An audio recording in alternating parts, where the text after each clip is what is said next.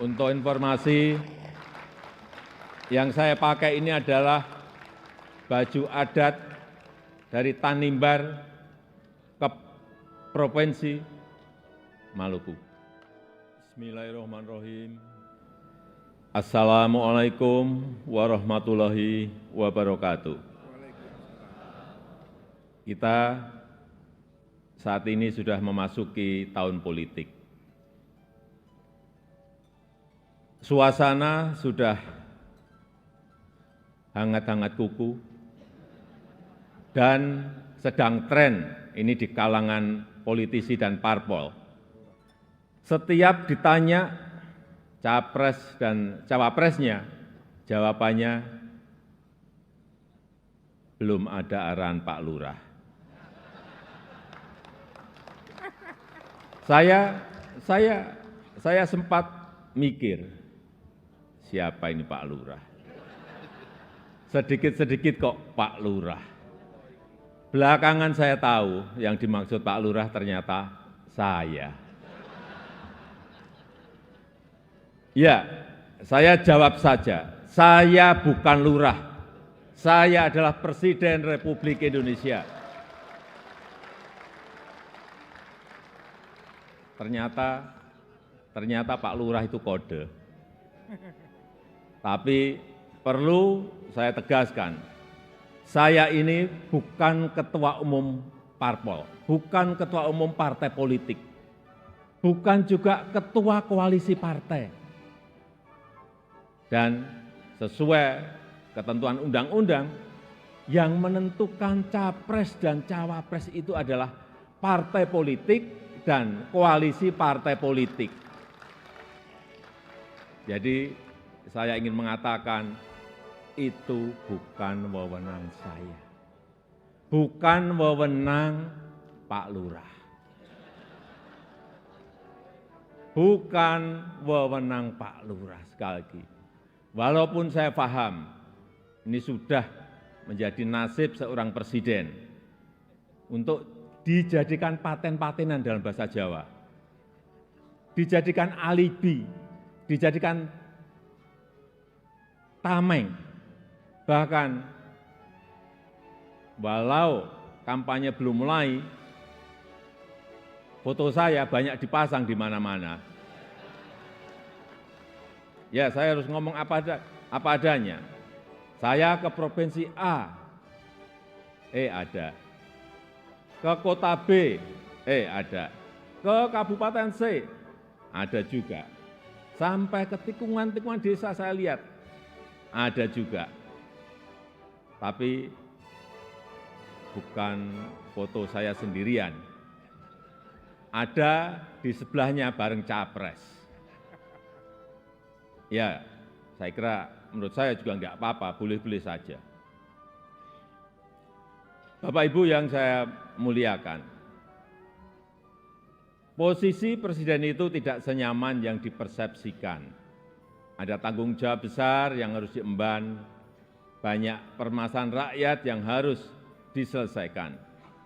Dan dengan adanya media sosial seperti sekarang ini, apapun bisa disampaikan kepada presiden. Mulai dari masalah rakyat di pinggiran, sampai kemarahan, sampai ejekan, dan bahkan makian, dan fitnahan, bisa dengan mudah disampaikan dengan media sosial. Saya tahu ada yang mengatakan saya ini bodoh, plonga-plongo, tidak tahu apa-apa, Fir'aun, tolol. Ya enggak apa-apa. Sebagai pribadi saya menerima saja. Tapi yang membuat saya sedih, budaya santun dan budaya dan budi pekerti luhur bangsa ini kok kelihatannya mulai hilang. Kebebasan dan demokrasi digunakan untuk melampiaskan kedengkian dan fitnah. polusi di wilayah budaya ini. Sekali lagi polusi di wilayah budaya ini sangat melukai keluhuran budi pekerti bangsa Indonesia yang besar. Memang tidak semua seperti itu. Saya melihat mayoritas masyarakat juga sangat kecewa dengan polusi budaya tersebut. Cacian dan makian yang ada justru membangunkan nurani kita semua, nurani bangsa untuk bersatu, menjaga moralitas ruang publik, bersatu menjaga mentalitas masyarakat, sehingga kita bisa tetap melangkah maju, menjalankan transformasi bangsa menuju Indonesia maju, menuju Indonesia emas 2045. Ini yang bolak-balik saya sampaikan di setiap kesempatan, bahwa Indonesia saat ini punya peluang besar untuk meraih Indonesia emas di 2045, meraih posisi jadi 5 besar kekuatan ekonomi dunia. Kita punya kesempatan. Dan tidak hanya peluangnya saja, tetapi strategi meraihnya sudah ada, sudah dirumuskan. Tinggal apakah kita mau memfokuskan energi kita untuk bergerak maju atau justru membuang energi kita untuk hal-hal yang tidak produktif, yang memecah belah, bahkan yang membuat kita melangkah mundur. Bapak, Ibu, saudara-saudara sebangsa dan setanah air, para hadirin yang saya muliakan. Bonus demografi yang akan mencapai puncak di tahun 2030-an adalah peluang besar kita untuk meraih Indonesia emas 2045. 68% adalah penduduk usia produktif. Disinilah kunci peningkatan produktivitas nasional kita. Selanjutnya, peluang besar yang kedua adalah international trust yang dimiliki Indonesia saat ini, yang dibangun bukan sekedar melalui gimmick dan retorika semata, melainkan melalui sebuah peran dan bukti nyata keberanian Indonesia dalam bersikap.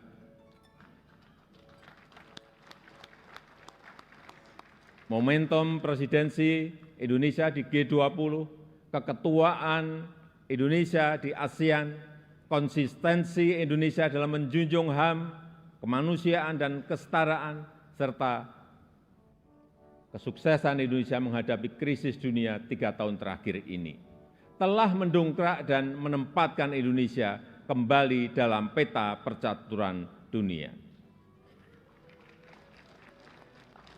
Dan di tengah kondisi dunia yang bergolak akibat perbedaan, Indonesia dengan Pancasilanya, dengan harmoni keberagamannya, dengan prinsip demokrasinya, mampu menghadirkan ruang dialog, mampu menjadi titik temu dan menjembatani perbedaan yang ada.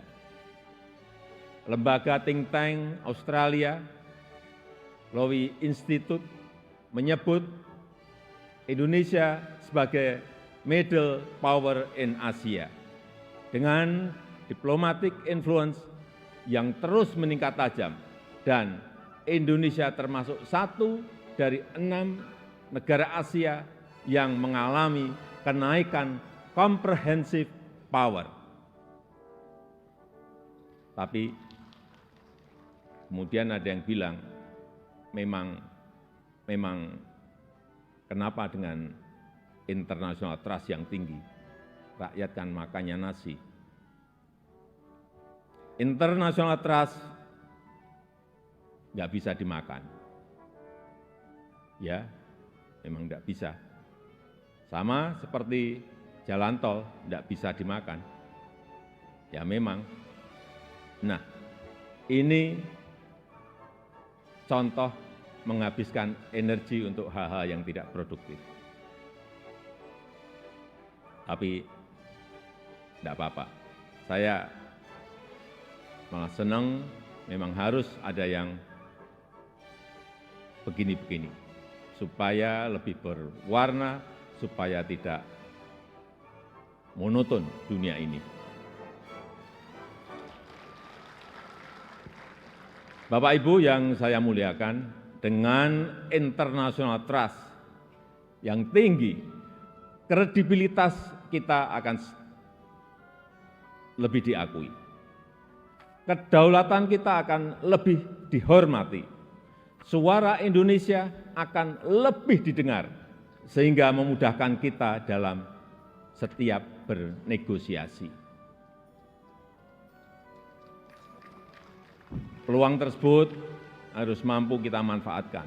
Rugi besar kita jika melewatkan kesempatan ini, karena tidak semua negara memilikinya dan belum tentu akan kembali memilikinya. Sehingga strategi pertama untuk memanfaatkan kesempatan ini adalah mempersiapkan sumber daya manusia Indonesia. Kita telah berhasil menurunkan angka stunting menjadi 21,6% di 2022 dari angka sebelumnya 37%. Menaikkan indeks pembangunan manusia menjadi 72,9 di 2022. Menaikkan indeks pemberdayaan gender menjadi 76,5 di tahun 2022.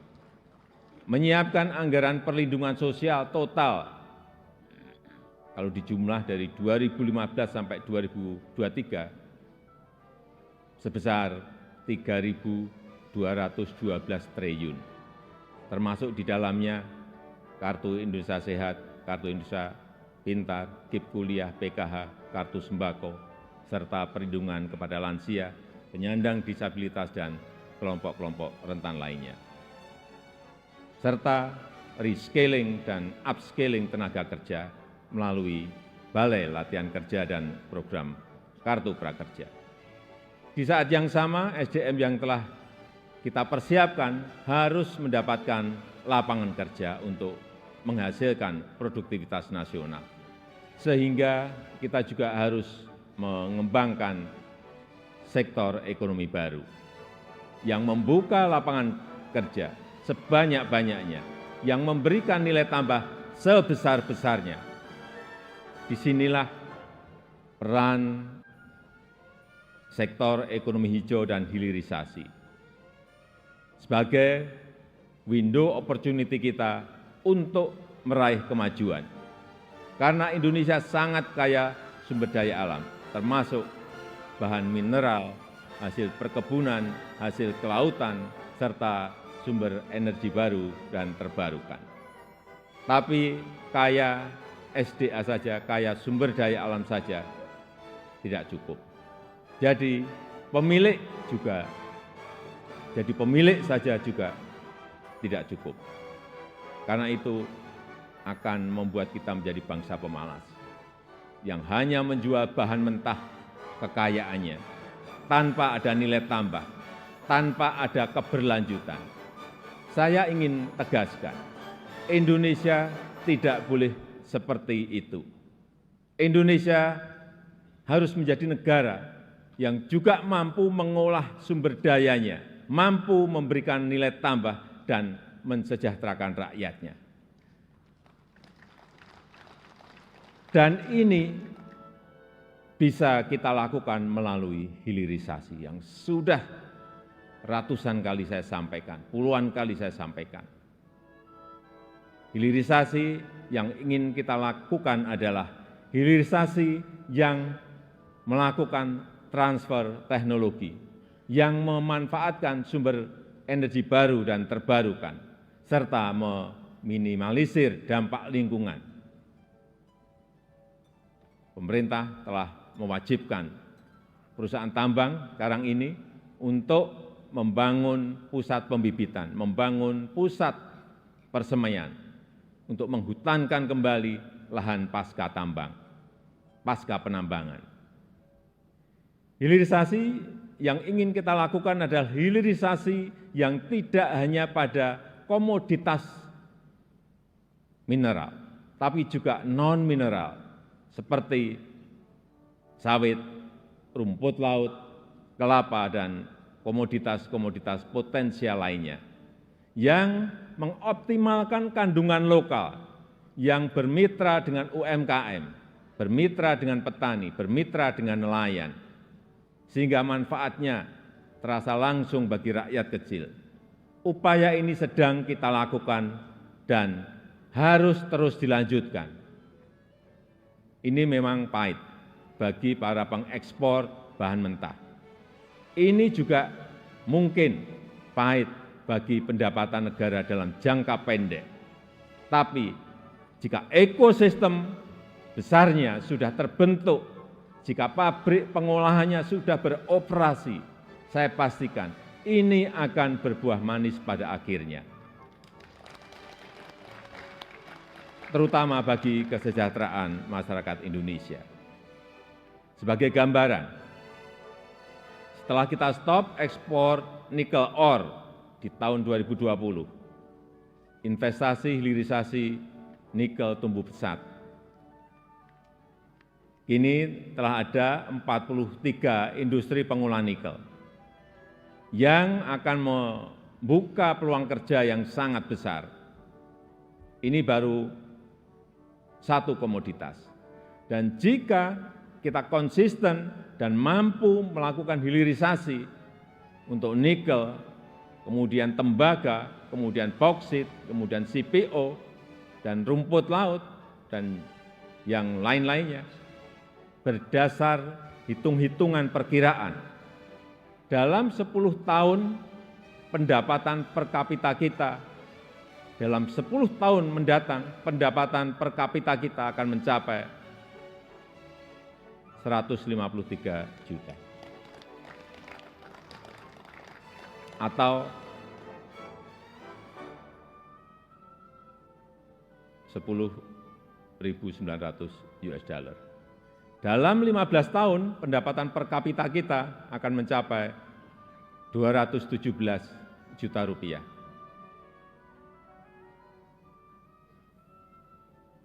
Atau kurang lebih 15.800 US dollar. Dan dalam 22 tahun pendapatan per kapita kita akan mencapai 331 juta rupiah atau 25.000 US dollar. Sebagai perbandingan, tahun 2022 kemarin kita berada di angka 71 juta rupiah.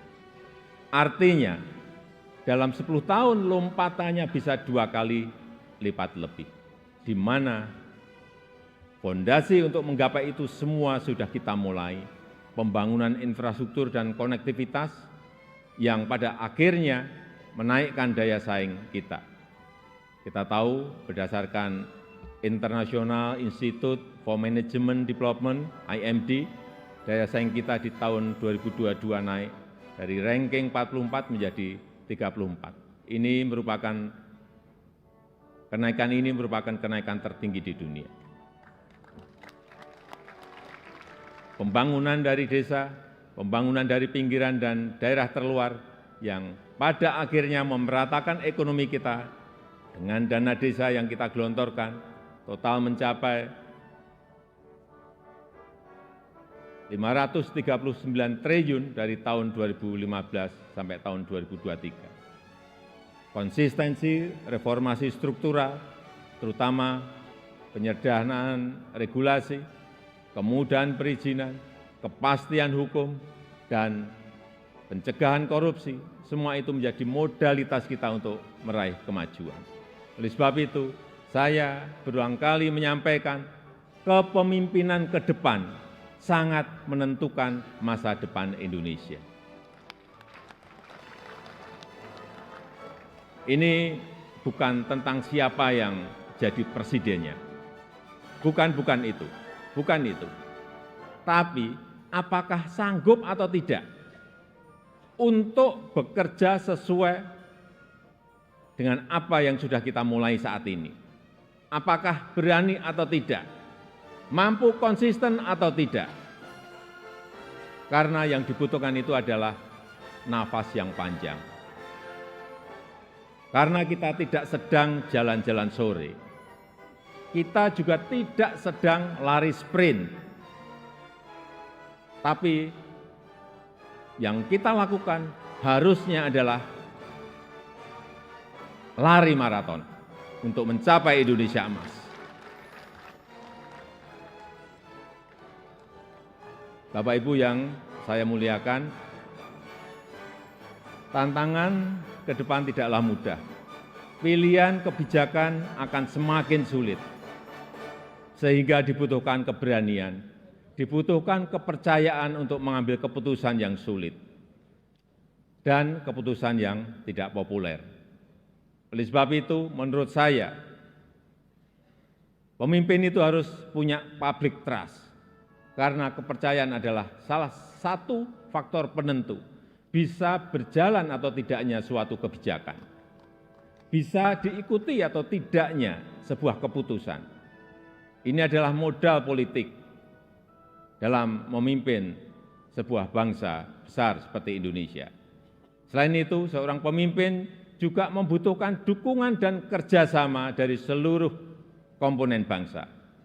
Oleh sebab itu, saya ingin mengucapkan terima kasih kepada pimpinan lembaga tinggi negara, para ulama, para tokoh agama, para tokoh masyarakat, dan para pemimpin adat, kepada guru, budayawan, tenaga kesehatan, dan awak media, kepada partai politik, politisi, aparat pemerintah, dan TNI Polri, serta kepada seluruh lapisan masyarakat yang telah memberikan dukungan selama ini.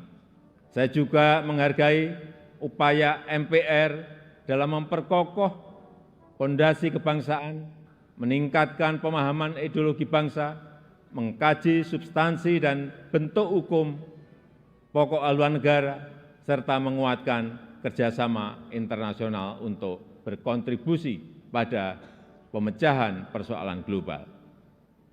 Dukungan DPR juga sangat luar biasa besar dalam mendukung reformasi struktural, mendukung upaya perbaikan tata kelola pemerintahan, menghindari penyelewengan pengelolaan keuangan negara, dan mempersiapkan pelaksanaan pemilu serentak tahun 2024. DPD sesuai dengan kewenangannya juga telah aktif menyerap aspirasi masyarakat daerah, berperan dalam penyusunan beberapa RUU, dan juga melakukan telaah terhadap sistem tata negara kita. Kontribusi BPK juga sangat signifikan dalam mendorong pertanggungjawaban anggaran serta perbaikan berkelanjutan program prioritas nasional. Upaya MA, Mahkamah Agung dalam menciptakan keadilan patut diapresiasi melalui peningkatan transparansi peradilan, pengembangan sistem peradilan berbasis elektronik, serta percepatan proses penanganan perkara dengan biaya murah. MK, Mahkamah Konstitusi, juga terbukti semakin cepat dalam menyelesaikan perkara, transparansi dalam proses persidangannya, dan mempermudah pelayanan para pencari keadilan. KY, Komisi Yudisial, terus aktif melakukan advokasi, pelatihan, dan investigasi, menjatuhkan sanksi tegas terhadap hakim yang melanggar untuk menegakkan kehormatan, keluhuran, martabat, dan perilaku hakim. Selain itu, saya juga mengucapkan terima kasih kepada Bank Indonesia, OJK, LPS, KPK, Ombudsman, KPU, Bawaslu, Komnas HAM, dan lembaga-lembaga nasional lainnya yang telah berkontribusi sesuai peran dan kewenangannya. Semoga Allah SWT, Tuhan Yang Maha Esa, senantiasa mempermudah upaya kita dalam meraih Indonesia maju yang kita cita-citakan. Marilah kita bersatu padu, terus melaju untuk Indonesia maju. Dirgahayu Republik Indonesia, Dirgahayu Negeri Pancasila, merdeka! Merdeka! Merdeka!